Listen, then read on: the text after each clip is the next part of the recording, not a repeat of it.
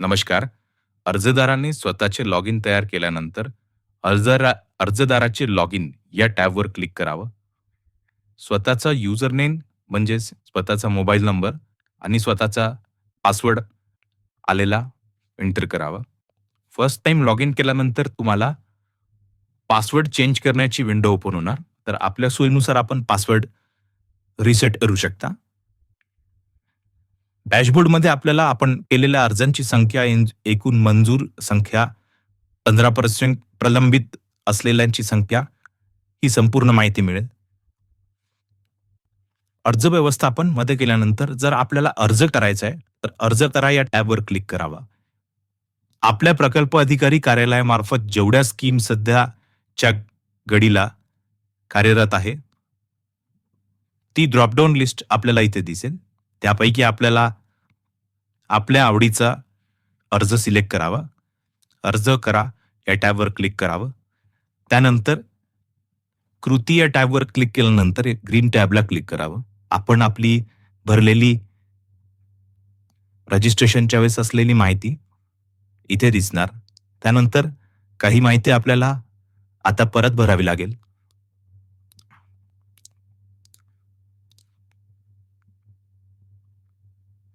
आईचे नाव आपल्याला लिहायचे आहे. संपूर्ण माहिती लिहिल्यानंतर आपल्याला आपला जन्म तारीख लिहायची आहे.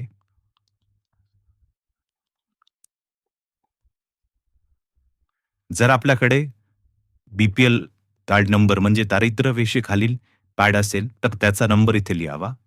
पॅन कार्ड असेल तर त्याचा नंबर इथे लिहावा. तहसीलदार यांनी दिलेल्या मागील वर्षाचा वार्षिक उत्पन्नाचा दाखला, त्याची डिटेल्स इथे लिहावी.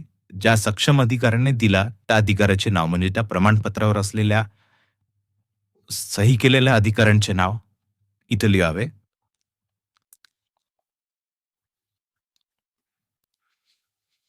ठिकाण आपल्याला जिथं मिळालेलं आहे ते प्रमाणपत्र ते लिहावं.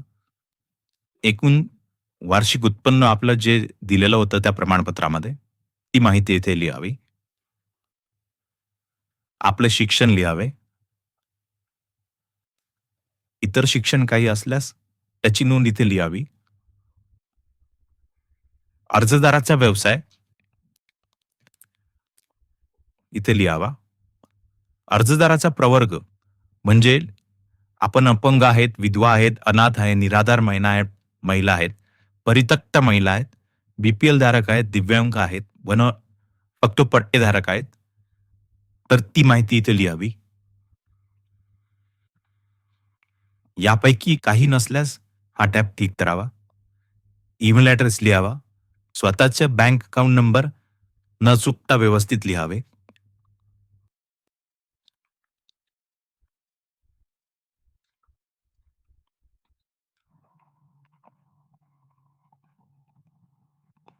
संपूर्ण माहिती न चुकता लिहावी. जर आपल्याकडे स्थावर मालमत्ता असेल तर त्याची नोंदणी इथे करावी.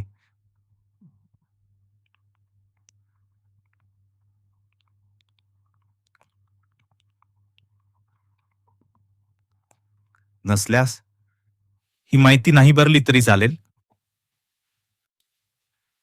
पाण्याचा स्रोत लिहावा. घर स्वतःच्या एके नाही लिहावे.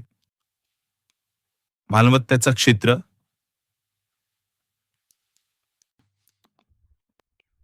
स्क्वेअर फीट आहे की स्क्वेअर मीटर आहे हे निवडावं. स्वतःचा जो कायमचा पत्ता आहे तो इथे ऑलरेडी आपण रजिस्ट्रेशनच्या वेळेस लिहिलेला आहे. जर इथेच आपण राहत असेल सध्याच्या पत्त्यावर तर या टॅबवर क्लिक करावं. मागील वर्षात दिलेल्या योजना जर असेल काही आपण घेतलेला तर त्याची माहिती इथे लिहावी. आता संपूर्ण डॉक्युमेंट जे आपल्याला दिलेले आहे ते अपलोड करावे.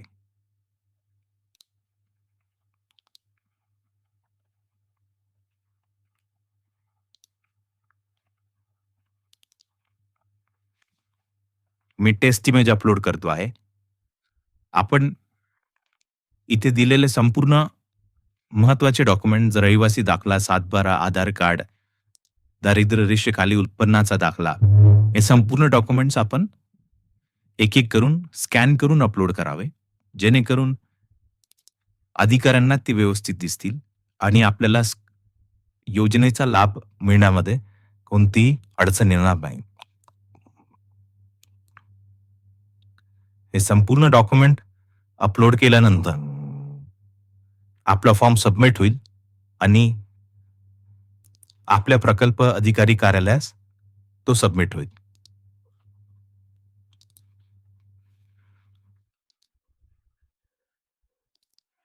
अशा प्रकारे आपण संपूर्ण माहिती भरलेली आहे आणि आपला फॉर्म हा सबमिट झालेला आहे. आपल्याला या फॉर्मचा क्रमांक मिळालेला आहे. आपल्याला प्रत्येक वेळेस आता मोबाईल नंबरवर एस-एम-एसद्वारे संपूर्ण माहिती मिळण्यात येईल. धन्यवाद.